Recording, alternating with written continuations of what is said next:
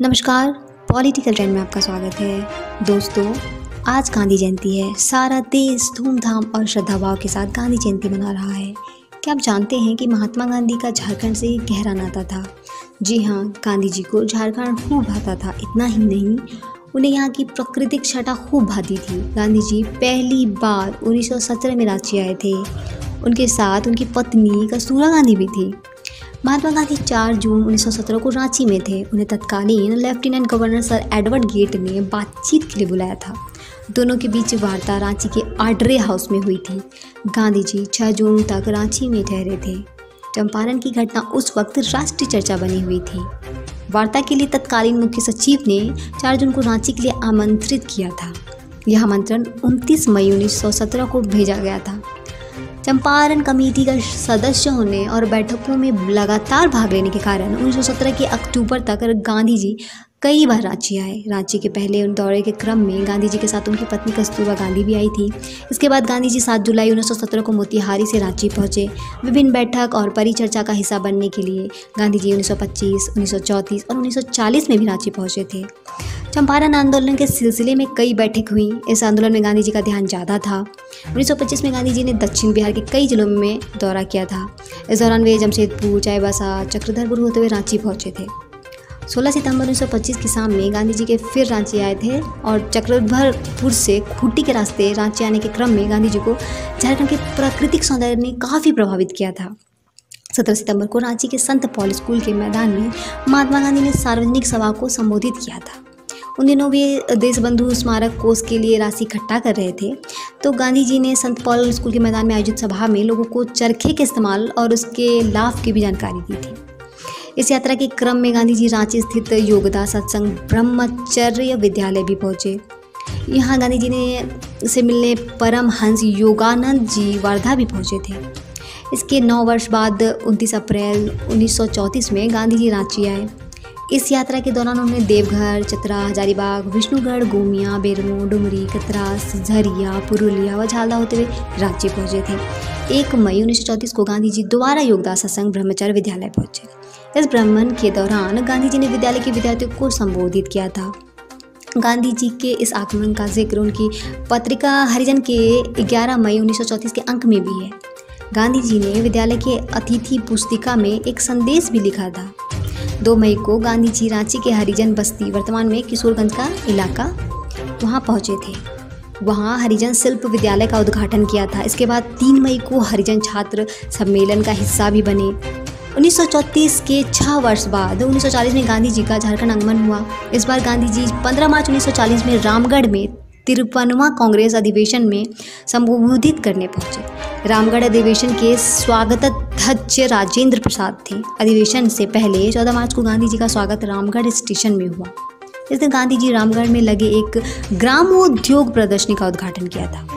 उन्होंने प्रदर्शनी और अधिवेशन में शामिल लोगों को खादी का महत्व बताया। इसके बाद 15 मार्च को कांग्रेस अधिवेशन में शामिल होकर सविनय अवज्ञा आंदोलन पर चर्चा की। 18 मार्च को गांधी जी रामगढ़ में ही आयोजित विषय समिति की बैठक में शामिल हुए। 20 मार्च को कांग्रेस अधिवेशन में गांधी जी ने लोगों को संबोधित किया।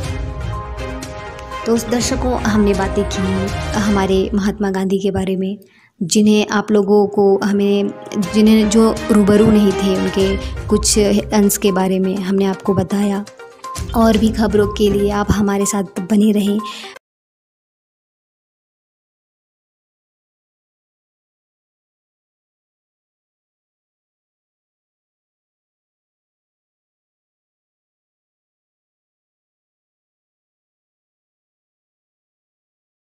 कि अगर राजधानी की बात करें तो नहीं दिखती है। नहीं, स्वच्छता रोज का चीज है। किसी को दोष मत दीजिए, अपने को दोष दीजिए।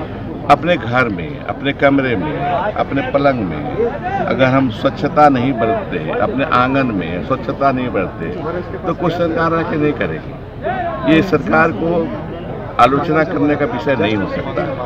गांधी जी के विचार थे कि स्वच्छ रहना चाहिए। ये हम सबको करना, सबका कर्तव्य है स्वच्छ रहने का। किसी को इस बहाने टारगेट नहीं कर सकते किसी सरकार को। ये हमारा ही दोष है कि हम जहाँ तहाँ थूक देते हैं।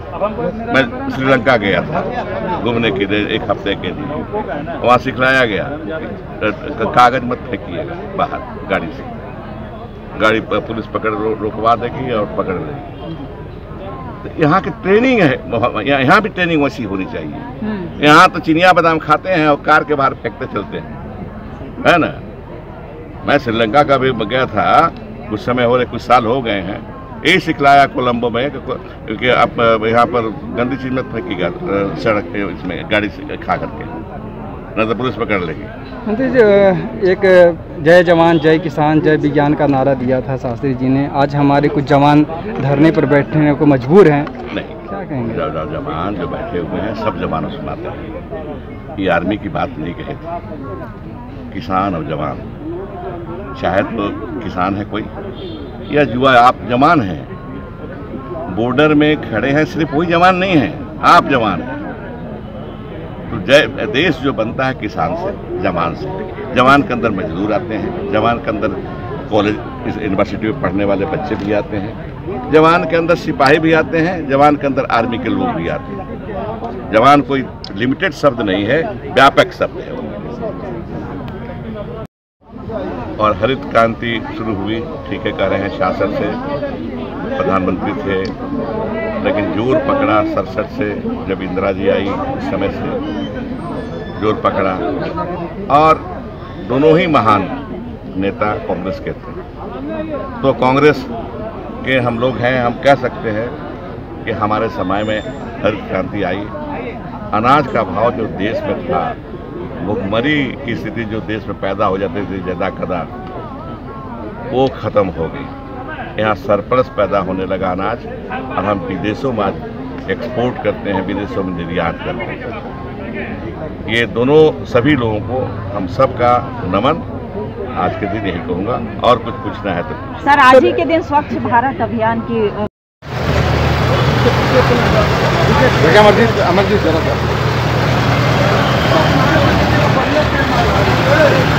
हाँ भैया,